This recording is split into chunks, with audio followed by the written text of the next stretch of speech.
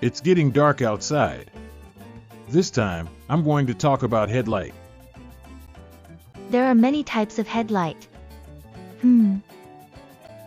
You're right, mine uses LED.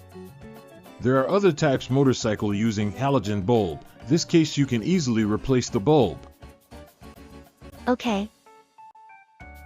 Now, I'm going to ask you one question. There is a type of headlight that works as high beam and low beam with only one bulb. Can you imagine of how it switches over? I have no idea.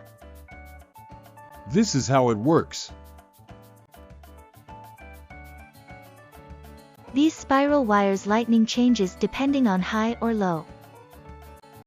That's right. When this spiral wire is cut, the bulb is out. When either high or low beam is out, it's the time to replace the bulb. Doctor, as far as I remember, if you replace wrong type of bulb, it won't work properly. Am I right? You're right. If you put higher wattage bulbs, lenses could get damaged. On the other hand, when you put lower wattage bulbs, turn signals work like this. Oh, I didn't know that. The bulb is an expendable part.